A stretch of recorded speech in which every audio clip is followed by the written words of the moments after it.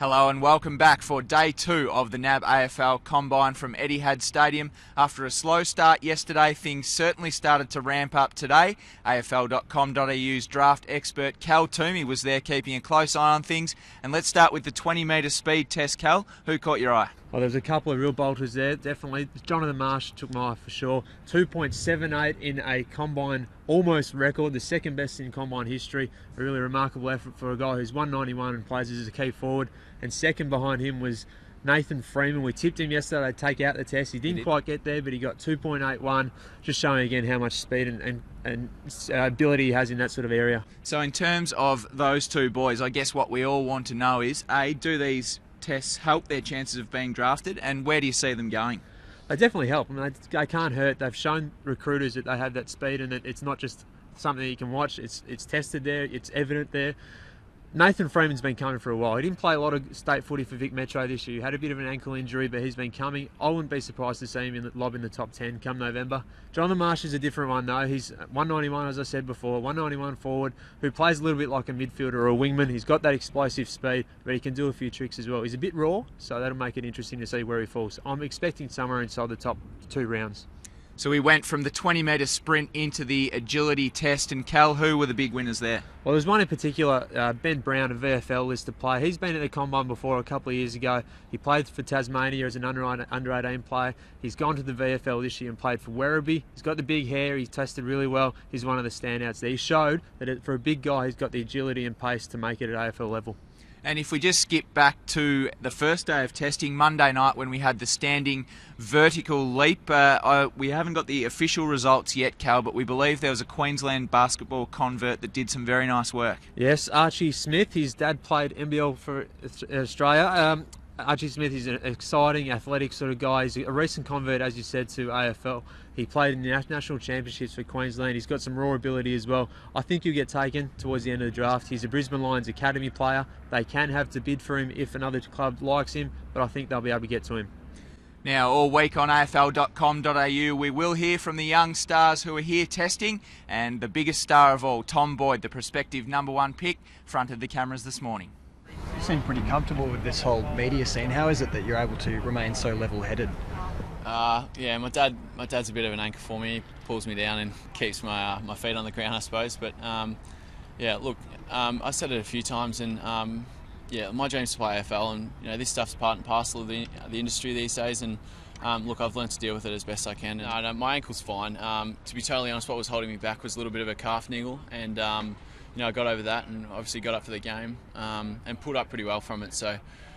Yeah, look, it'll be all fine, and yeah, I'll be ready to go. I've got 3 interviews this week, one this afternoon with Melbourne, and then GWS and St Kilda over the next couple of days. So, Cal, we're hearing from Tom Boyd there that he's met with a few clubs. Can you see him going anywhere other than the Giants? Absolutely no chance anymore, I wouldn't have thought. Given Lance Franklin's decision, as we said yesterday, his decision to go to the Swans, ruling out the Giants there, they should pick Boyd, and I think they will. Now, we also caught up with Collingwood list manager Derek Hine about the Combine and whether the Magpies will be aggressive players in the trade period. Well, picking up the paper, we're going to be really busy. But look, from our side of things, we hold a really low pick at the moment. We'd like to look at every opportunity that's out there, but we've got to be strategic about it and systematic about it. If the player can come in and fill a need for us, we'll certainly look at it. Holding pick 10 at the moment. Have you got an idea of what sort of player will be around that mark, and if you'll be able to get who you want? Oh, well, I wish I knew. Look, I think there's, after sort of pick 5-ish for that fall back, I think the draft opens up quite a bit. So we feel that there's going to be a very good player there. I suppose from our side of things, you're continually comparing draft to draft. I don't think it goes too deeply, but having said that, everyone and every club looks at the draft differently. So, Cal, with that number 10 pick for the Magpies, which way are you expecting them to lean? If they keep it, I think they'll go for a midfielder at that sort of pick. There'll be some interesting players around there. As I said, Freeman could be around that mark. Ben Lennon could get there. I think he'd be a really good pick for them if he gets to pick 10. Kade Kolodjasny's another one I think might be around that mark. Tasmanian halfback/wingman. Now, one guy who probably won't slip through to the Magpies at number 10 is Matt Scharenberg, and we caught up with him a little earlier. Yeah, I think it was a pretty consistent year. obviously, I think I did improve some areas of my game, which was good, but yeah, I can still improve. Yeah, I don't really mind too much about where I play. Just yeah, obviously it depends a lot on the situation of the team and that sort of thing.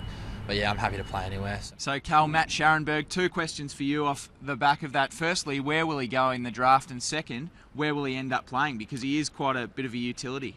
Answer the second one first. He can play anywhere. He's played most of this year across half-back, a little bit through the midfield, and for the AIS he actually played forward when we were overseas.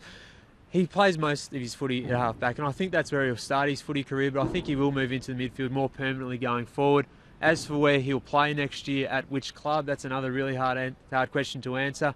I think it's going to be one of Melbourne, the Western Bulldogs, St Kilda at pick 3, or at worst, the Gold Coast at pick 5. I can't see him getting past the Suns. And as we wrap up day 2 at the Combine, the speed and agility testing out of the way, tomorrow we move into some skills, Cal. Absolutely, and it's a chance for the more pure footballers to get their chance to shine. Obviously not everyone's a great runner, that shows in the testing throughout this week, but the guys who are more footy focused, the guys who are great kicks, great handballers and work well under pressure in the goal kicking test will get their chance to shine. After that though, the runners will get their chance to shine again. The shuttle run and the beat test is on, and one to look for there is Billy Hartung. I wouldn't be surprised if a new record is set tomorrow. We believe he ran a 16.6, was that earlier this year?